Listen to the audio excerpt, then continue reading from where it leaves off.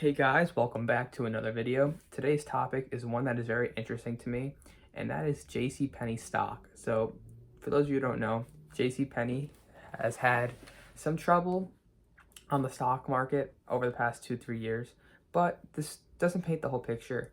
JCPenney stock has been performing poorly over the past 12 years. However, with some recent management decisions, the stock had ended 2019 on a high note, having a really strong fourth quarter. Despite this, the company's stock is now down 70% for the year, and with the coronavirus pandemic still ongoing, it's unclear if the company will be able to bounce back. So in this video, we're going to discuss how JCPenney went from being one of the largest retailers in the world to being worth 30 cents a share as of this video. And we're going to discuss whether or not the company can bounce back and overcome this coronavirus pandemic. So why did I want to make this video? So in a recent headline, Moody's announced that they're downgrading JCPenney's credit rating from a CAA1 to a CAA3.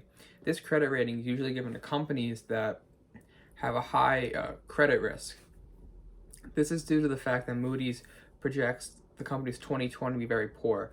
They expect their cash flow and their EBITDA to see decreases this upcoming year. And this has to do with the coronavirus, definitely, as 2020 was supposed to be a great year for the company. A new CEO just came in late 2018, and she had a great plan set forth to help bounce the company back off the verge of bankruptcy. So it is kind of a shame that the coronavirus came at such an inopportune time for the company, but I think it should be important that we go over what got the company to the situation in the first place, that it was even on the brink of bankruptcy. JCPenney, more like JCPenney stock. But seriously, it's a penny stock now. The company is currently in jeopardy of being delisted from the New York Stock Exchange. As I mentioned previously, it's trading around 30 cents per share. If it continues to trade under a dollar for an extended period of time, then the New York Stock Exchange will delist it from its exchange. This happened in the latter half of 2019 also, where the stock at multiple points throughout the year was trading for under a dollar. If the company is delisted from the stock exchange, they won't be able to reissue new shares of the company, and those invested in the company will have a difficult time trading if it's off the market. However, I would argue that being delisted from the stock exchange is the least of the company's worries. In terms of long-term debt, the company has close to $4 billion worth of it on its books. In addition to that, they have not realized a profit in years. Just last fiscal year, the fiscal year of 2019, they realized a net loss of close to $260 million, which is more than the previous year, 2018. If you throw in the fact that the company has experienced a decrease in same-store sales over the past few years, then it becomes evident that their current situation is a dire one. By having so much debt on its books, it's almost impossible for the company to invest in assets that are needed to expand the company and help it grow further. So at this point, the company is just continuously fighting off bankruptcy by just chipping away at that debt. So you may be asking, Anthony, what got JCPenney into this situation? Some of you might be assuming that, okay, Amazon is the reason why JCPenney is in the hole that it is in now.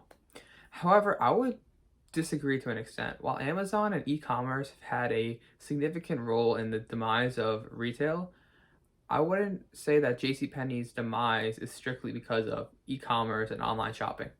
I think a lot of it has to do with internal factors more than external factors. In my opinion, the company really has never been able to recover fully from the 2008 Great Recession. They were making strides towards improvement until 2012, when in 2012 they hired a new CEO named Ron Johnson. Ron Johnson was a former executive at Apple who was famously known for creating the Apple Store layouts, where it's like very simplistic, just tables full of products. Johnson experienced so much success with how he laid out Apple stores that he tried to copy the same model and put it towards JCPenney. So JCPenney had a complete overhaul in the 1 year that he was CEO. They changed the logo to being only referred to as JCP in its branding. Additionally, all of its stores now had the same simplistic style that an Apple store once did. While Apple found tremendous success using this layout, JCPenney did not. In fact, I would say that part of its demise was due to this layout and the poor decisions made by Johnson as CEO. This new layout deterred much of the core demographic that shopped at JCPenney, which were middle-class mothers. This new layout was mostly targeting a younger demographic of people, which didn't really shop at a JCPenney to begin with. So they were chasing a demographic that had no interest in their product. Further, it was Johnson's bright idea to eliminate all discounts and deals in JCPenney locations. This further deterred customers from wanting to go to the store because the retail industry is very competitive in terms of discounts. In order to compete with other department stores, like these large chains such as Macy's, Kohl's, JCPenney's, and Sears, have always provided discounts to customers to provide an incentive to choose their retailer over the competition's. Eliminating that eliminated all incentive for a customer to go to JCPenney over a competitor like Macy's or Kohl's. Further, another one of Johnson's brilliant ideas was to eliminate all store-exclusive brands. So they were no longer making their own clothing lines like they once did. They were only focusing on large brand-name products such as Levi's. In doing so, you deterred off the core demographic that shopped at your store already. Many of these people shopping at your stores were looking for these exclusive brands at your locations. They weren't looking for an expensive pair at Levi's. They're looking for a more affordable pair of the exclusive brand name, which also had that high quality. What puts the icing on the cake for Johnson's tenure as CEO was the fact that he never tested any of his ideas before implementing them. Typically, a CEO would test a few locations out with this kind of layout and see what the customer's response is in these certain locations. Then, if the response is positive, you do a wider implementation of that layout. If not, you can just scrap the idea, go back to the drawing board. But what did Johnson do? Johnson implemented all of his ideas without having any of this research done prior. So, if the response were negative to this new layout of the stores, it's a nationwide issue. It's no longer segmented into a certain area. So you kind of cripple the entire company by doing so, and that's exactly what he did. So I would say that much of the demise of JCPenney for the rest of the 2010s was due to Johnson's poor decision-making as CEO, because he deterred almost the entire core demographic of customers that JCPenney once had prior to his tenure. The loyal following that the company had was no longer there, and with no one shopping at the stores, they were unable to make sales, and ultimately their stock declined 99% from 2007 to 2020. Unfortunately, this is not the end of poor decision-making by management for JCPenney. In 2015, the company elected a new CEO, Marvin Ellison, who was the former executive at Home Depot. Ellison's biggest contribution as CEO of the company was his introduction of an appliance sector. Because of him, the company was now selling appliances such as refrigerators and washing machines to customers.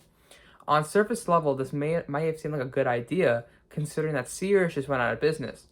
Sears was known for selling its large appliances to customers, and with them out of the picture, it might have been thought that that market is still there and there are customers still looking for appliances. However, I would never say it's a good idea to follow a business model of a company that recently just filed for bankruptcy. Sears went out of business for a reason, and its going out of business should have been a point that the market is no longer there for appliances. If the market were there, I would argue that Sears wouldn't have gone out of business. So not only was there no market, JCPenney's found a way to further deter all remaining loyal customers.